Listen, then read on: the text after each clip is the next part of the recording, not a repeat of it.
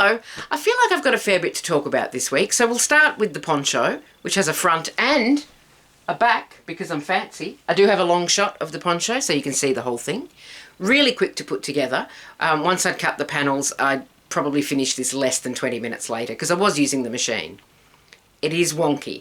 There is a reason that it is wonky, and the reason is all of these weft yarns, the side-to-side yarns, are different yarns because it's a scrap project.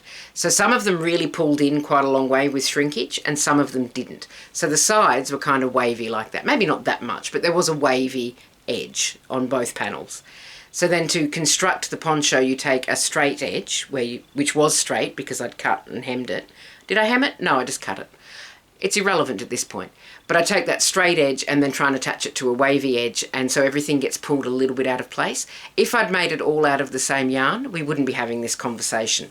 We'd be having a different conversation about how straight and good my poncho is. I like it wonky. I'm wonky myself, so I like wonky things. And while I was making poncho, I also made one for frog, which is a little bit big. This is a weave that's been kicking around for maybe 6 or 7 years that I've just never liked.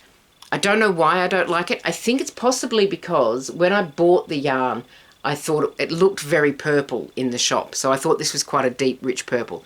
It's brown. There is purple in there. There's up there, a little bit of purple in there, but not as much purple as I thought there was. And it just kind of, I don't know why. And I think also I was a bit lazy on the fringe and I never liked that little short fringe. So this has just been sitting around gathering dust. So I thought, well, let's make a poncho for the frog with the same pattern. And it has worked. There's the back.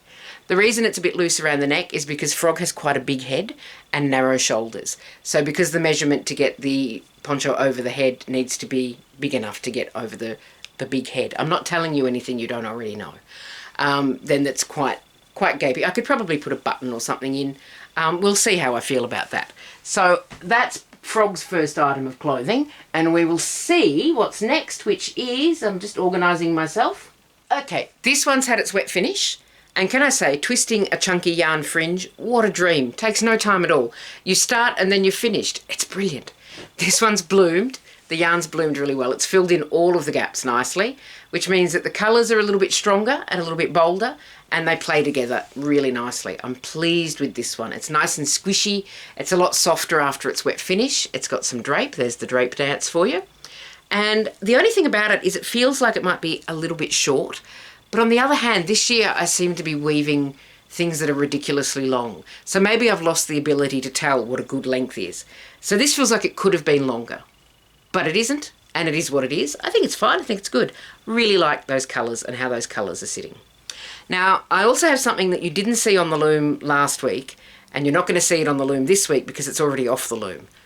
Sometimes I just have moments of, I was going to say brilliance, but that feels like a bit of a stretch. Efficiency. Okay, so this one, I was in the stash looking for,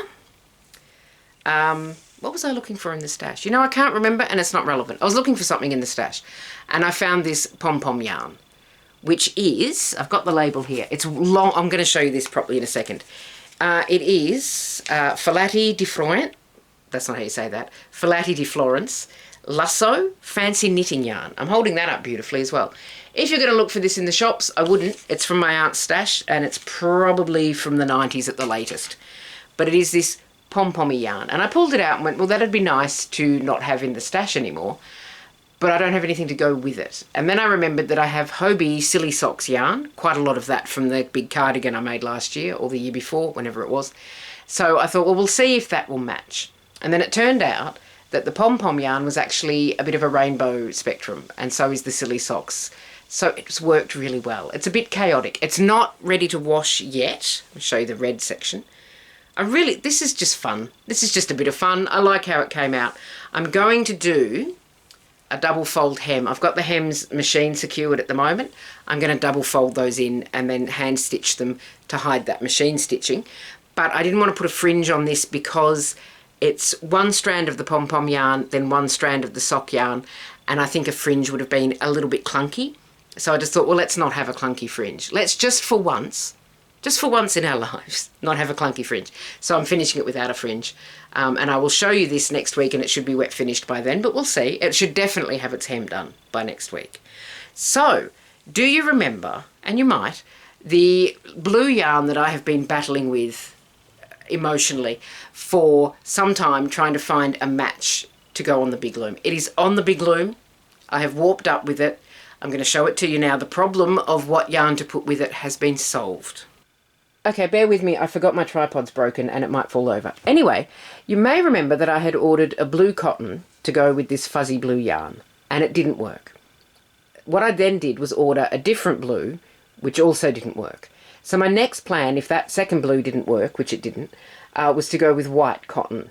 But then when I went into the stash, I didn't have enough white cotton that matched the other white cottons. Some of them were a warm white, some of them were a cool white, and they didn't work. Which I thought, okay, not a problem. I will go to my little local yarn shop and buy some white cotton. Now, while I was waiting for that second blue to arrive, I was weaving the rainbow on the big loom, and I was looking at a yarn order that I had piled up at the end of the table, which I do sometimes when I'm weaving, partly because I don't have enough places to put the too much yarn that I have, but also so that I can have a bit of a think about how I'm going to use those yarns. And one of the yarns I was looking at was the other ball of this. This is Iridescence by Bendigo Woollen Mills in the colourway Mystic Tales. And I was looking at that blue in particular and that black. And I thought, you know, that's going to work. And then I had a look in the middle and saw that pink and that green, and I thought this is actually going to work really well. And it has. I've solved the problem of the fluffy yarn. So this is alternating strands. I've got some solid bands at the side of just the iridescence for a bit of stability, and then it's alternating threads of this fluffy yarn and this not very fluffy yarn. It's a little bit fluffy, but not as fluffy as the fluffy yarn. And it's working really well. And I particularly love, I was going to say I particularly love how the green and the pink look, but I really like how all of these colours look against this fluffy blue. It's being a little bit sticky to weave, but not nearly as bad as it would have been if it was just this blue yarn. So I'm really excited about this. It's working so well. All I need now is enough of this blue yarn to weave the whole length. So we'll see how that goes. Because this yarn has hurt my feelings, because fluffy yarn often does. I wind my yarn into cakes before I weave with it so that I know that there's no tangles and so that it sits nicely on the table. This is the first ball I tried to wind into a cake. There is a tangle in here that I estimate to be 70% of the size of this ball. It is unbelievable. So I gave up on this one temporarily, wound another one, and it was fine. That's when I'm talking about winding. I will need to untangle this one, I think, because I don't think I'm going to have enough yarn to do the whole length if I don't sort that one out. I don't know why I'm shaking it at you. Because it's been a naughty yarn. Put that over there. I'll deal with you later. This one is not going to have a fringe. I'm going to hem it. I'm going to stitch and then hem it. I was wondering what I was going to do about the fringe, but this yarn is so fluffy and clingy. I'll show you that a little bit closer up so you can see the fluff. It's so clingy that I think if you were wearing this over the top of another item of clothing, it would just cling to the clothing. I don't think it would be particularly nice looking. So I'm not having a fringe on this one. But I am happy with how it's going. It was worth the wait to find something that would work with it. It's so soft. So yes, hopefully this will be off the loom for next week and I'll be able to show you something a little bit cool. Now on the little loom I do have something else, and I'm going to take this poncho off to show you something, because otherwise I have to get real close to the camera and nobody needs that. So in this weave on the warp, have I lost it? There we go. You should be able to see these 3 strands of yarn, these grey strands next to each other, and then 2 strands of orange next to each other, which should not be happening because when you warp up in pairs. So when I warp the loom, I do direct warping, where you take a loop of the yarn through each slot on the heddle, which means that there's always 2 threads, minimum of 2 threads in each slot when you go to actually set up the loom for the rest of the weaving. Somehow, and I don't know how, and I can't think how it could have happened, because there's no way for it to have happened. I had 3 in a row, 3 slots in a row with just 1 strand in them, and I don't know how. I don't know how that happened. I do know why I've got 2 orange next to each other, and that's because when I was winding on, those strands got very tangled in the heddle, and I thought I could untangle that and start again, or I could just cut that strand and not worry about it, so I went with the latter. But I don't know how I got 3 individual strands when there needs to be 2. I don't know. I don't know. It's not possible to take a strand from the ball through the heddle around the peg and then because it's attached to the ball at the other end, I don't know how I did it. It's magic. But I quite like how that turned out. So I've done it on purpose, sort of.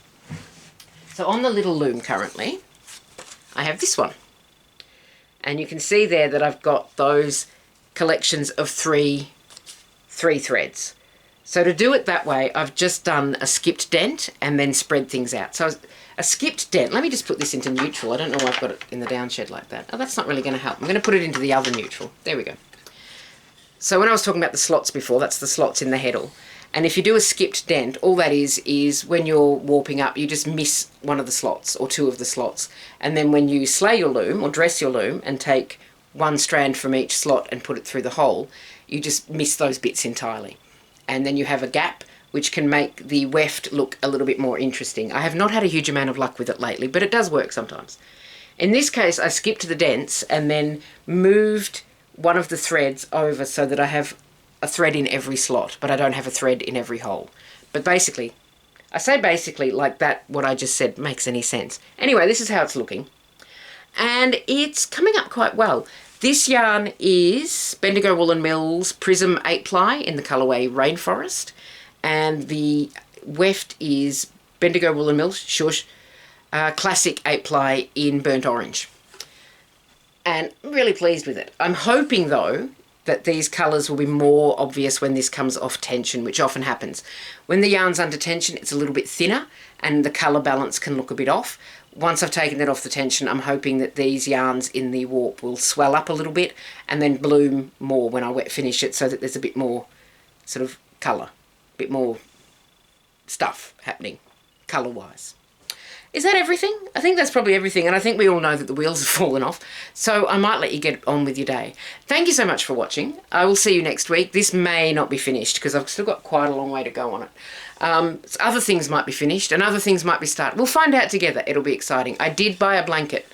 Actually, I bought 3 blankets. I went to Aldi this morning and bought 3 blankets.